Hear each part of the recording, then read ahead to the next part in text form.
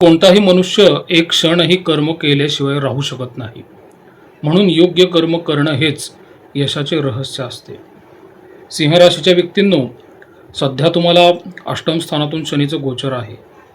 ठीक आहे, प्रत्येक सिंह नेहमी काही जंगलातच हरतो असं नाही ना. कधी कधी तो शांत बसत असतो, कारण त्या सिंहाला योग्य वेळेची वाटही पाहायची असते.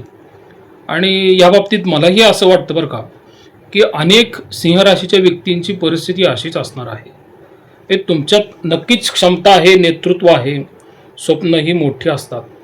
पण तरीही तुम्हाला काहीतरी रोखून धरत आहे आणि तुम्ही स्वतःला वारंवार असं विचारत राहता, की माझ्या आयुष्यात सध्या तरी इतके अडथळे का येत आहेत? किंवा तुम्ही भरपूर कष्ट करता, कारण अष्टमातून गोचर करणारा शनी हा कष्ट करायला भागच पाडतो आणि कष्टाचे योग्य फळ मिळत नाही. आणि काही वेळा तर असं वाटतं की नशीब माझी परीक्षा कधी संपवणार आहे.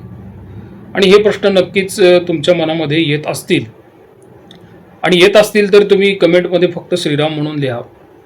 सध्या गुरुचं गोचर तुम्हाला 12व्या भावातून आहे. रवीचं गोचर लाभस्थानातून उत्तम आहे. काही मुखवटे उतरतील आणि काही नाती बदलतील बरं का. आणि काही निर्णय तुम्हालाच घ्यावे लागणार आहेत. आणि सर्वात महत्त्वाचं म्हणजे तुम्हाला स्वतःची खरी ताकद ही आता ओळखावी लागणार आहे. त्यामुळे लक्षात घ्या, वैदिक ज्योतिषाच्या आधारे जर आपण विचार केला की नाही, तर ग्रहांचा जो एक सापळा आहे तो तुमच्यासाठी एक संतुलित आहे, एक बॅलन्स असा तयार झालेला आहे. कारण की सिंह राशीसाठी कसं होतं, रवी त्यांचा मालक आहे आणि शनी अष्टमातून गोचर करतोय, म्हणजे नक्कीच विपरीत राजयोग तर तयार होतो. त्यामुळे पहिल्या नजरेत सर्व काही चांगले दिसतं, पण जेवढे दिसतं तेवढं सोपं चित्र नाही आहे.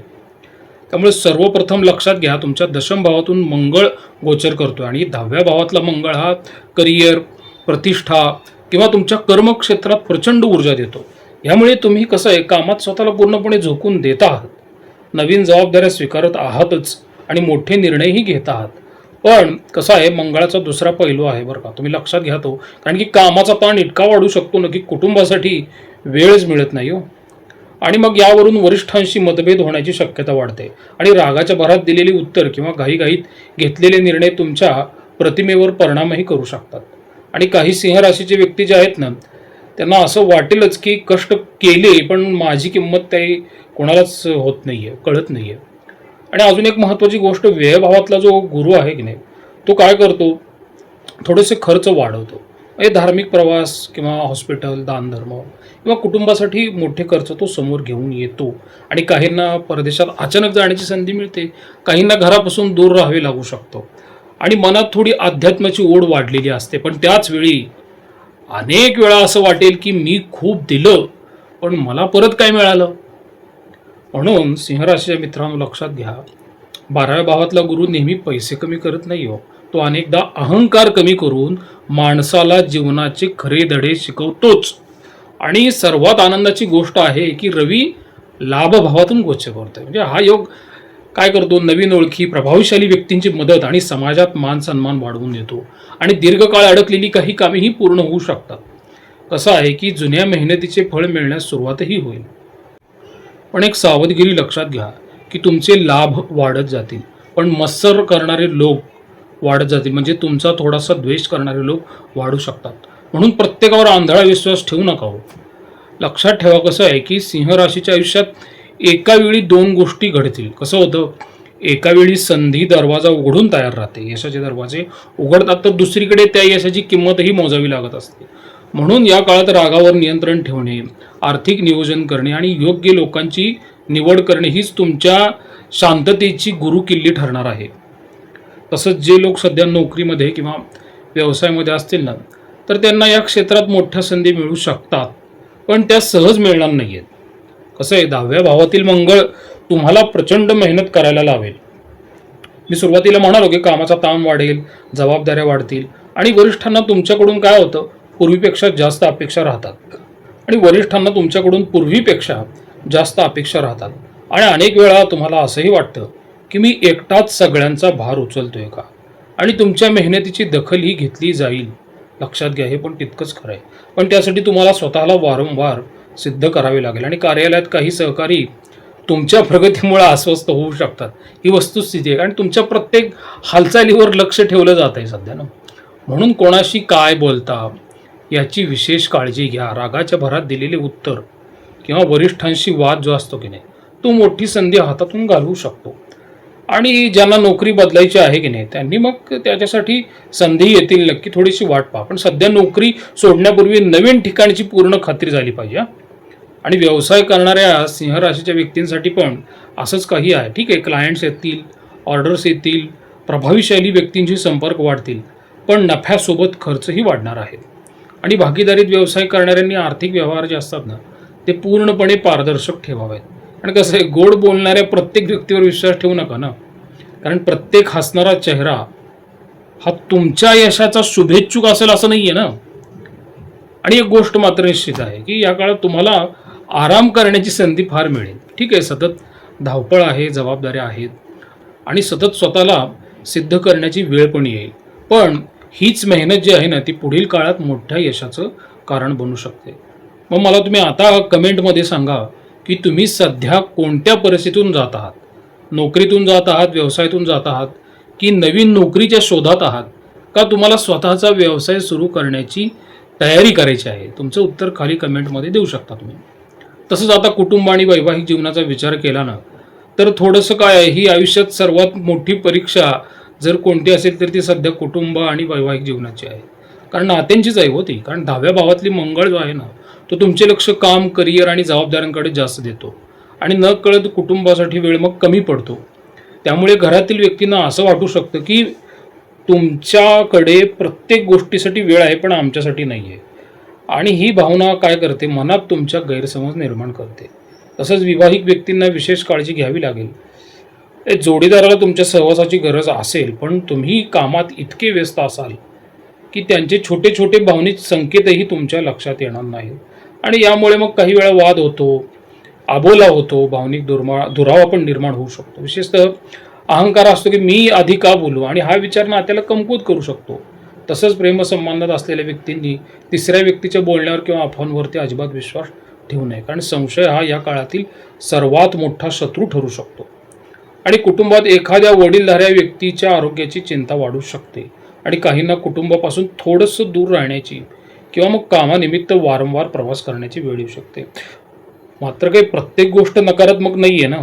जर तुम्ही दिवसातून काही वेळ फक्त कुटुंबासाठी दिला, तर जोडीदाराचे बोलणे शांतपणे ऐकून घेतले आणि रागाऐवजी जर संवादाचा मार्ग निवडला, तर अनेक जुने गैरसमज दूर होऊ शकतात. म्हणून काय लक्षात ठेवलं पाहिजे की मोठे घर असणे म्हणजे मोठे कुटुंब असतेच असं नाही आहे ना. मोठे मन असले कीच नाती टिकत असतात ना. आणि या काळात तुमच्या कुटुंबाला तुमच्या पैशांपेक्षा तुमच्या वेळेची आणि समजून घेण्याची गरज जास्त आहे, हे तुम्ही लक्षात घ्या. मग आता मला तुम्ही कमेंटमध्ये सांगा की सध्या तुमच्या आयुष्यात सर्वात मोठी चिंता कोणती असेल. वैवाहिक जीवन आहे का, कुटुंब आहे का, प्रेमसंबंध आहेत का, पालकांचे आरोग्य आहे. तुमचे उत्तर तुमच्या तुमच्या इच्छेनुसार कमेंटमध्ये लिहा. तसंच आर्थिक स्थितीचा जर विचार केला की नाही, तर लक्षात घ्या कसं आहे, एक महत्त्वाचा धडा शिकवणारी ही एक फेज आहे. कमाई वाढेल पण खर्चही त्याच वेगाने वाढू शकतात. कारण लाभभावातील रवीमुळे काय होतं, उत्पन्नाचे नवीन मार्ग तयार होतात. काहींना पगारवाढ मिळते, काहींना कमिशन्स किंवा नवीन उत्पन्नाचे सोर्सेस पण मिळून जातात. पण दुसरीकडे कसं आहे की 12व्या भावातील गुरु खर्च वाढवण्याचे संकेत देतो. आणि घरासाठी काय होतं, मुलांच्या शिक्षणासाठी, आरोग्यासाठी आणि प्रवासासाठी किंवा मग अजून काही म्हटलं तर मग धार्मिक कार्यासाठी मोठा खर्च करावा लागू शकतो. आणि अनेक सिंह राशीच्या व्यक्तींना सध्या तर असं वाटतंय बरं का, की उत्पन्न वाढले पण बचत मात्र वाढत नाहीये. आणि तुम्हालाही जर असा अनुभव येत असेल तर तुम्ही खाली बरोबर अशी कमेंट फक्त नक्की करा बरं का. कारण कोणाला मोठी रक्कम उधार देताना विशेष सावध राहिलं पाहिजे.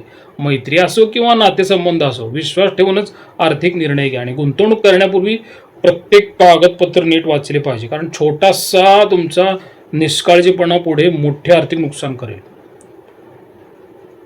दीर्घकालीन गुंतवणूक असेल, मालमत्ता असेल, तंत्रज्ञान, सरकारी योजना, नियमित बचत करणाऱ्या ज्या व्यक्ती असतात ना, त्यांना मग पुढच्या काळात जास्त चांगला लाभ मिळेल. आणि ग्रह एक स्पष्ट संदेश देतात बरं का, ह्या काळात पैसा कमवण्यापेक्षा तो योग्य ठिकाणी वापरणे शहाणपण असेल आणि तेच महत्त्वाचं ठरणार आहे. त्यामुळे तुम्ही लक्षात ठेवा की लक्ष्मी तेव्हाच टिकते ना जेव्हा तिच्यासोबत विवेक असतो. आणि मग मला आता कमेंटमध्ये तुम्ही सांगा की सध्या तुमचा सर्वात मोठा खर्च कुठे होत आहे? घरात होतोय का मुलांच्या शिक्षणात होतोय का आरोग्यामध्ये होतोय का व्यवसायामध्ये होतोय का प्रवासामध्ये होतोय? तुमचं उत्तर तुमच्या इच्छेनुसार कमेंटमध्ये लिहा. म्हणून मला सिंह राशीला जाता जाता असं सांगू वाटतं बरं का, ही ग्रहस्थिती 35 दिवसांसाठी आहे.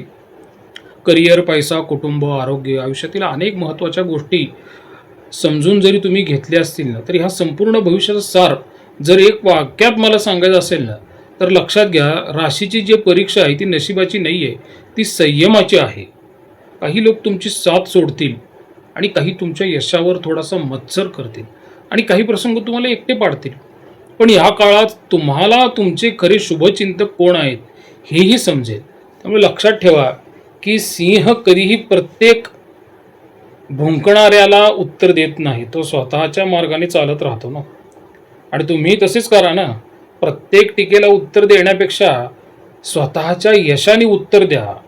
आणि प्रत्येक वाद हा जिंकण्यासाठी नसतो ना, तो जिंकण्यापेक्षा तुम्ही स्वतःवर विजय मिळवा ना. आणि प्रत्येक अपयशाकडे शेवट म्हणून पाहू नका, तर ईश्वराने दिलेली एक नवीन संधी म्हणून तुम्ही पहा. आणि ग्रह तुम्हाला अडवण्यासाठी आलेले नाही आहेत, ते तुम्हाला पुढील मोठ्या यशासाठी तयार करत आहेत.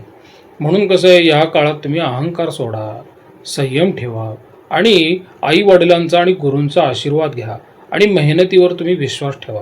कारण कसं आहे, आज तुमची जी शांतता आहे ना, ती उद्याच्या मोठ्या पर्वाची सुरुवात असेल, विजयाची सुरुवात असेल. तर स्वतःलाच एक प्रश्न विचारा की पुढील काही दिवसांमध्ये तुम्ही तुमच्या आयुष्यात कोणती एक गोष्ट बदलणार आहात? ते तुम्ही तुमचं उत्तर तुमच्या स्वइच्छेने कमेंटमध्ये लिहा. कारण की कदाचित तुमची एक कमेंट दुसऱ्या एखाद्या सिंह राशीच्या व्यक्तीला योग्य निर्णय घेण्याची पण प्रेरणा देऊ शकते ना. प्रसाद कुलकर्णी, पंढरपूर.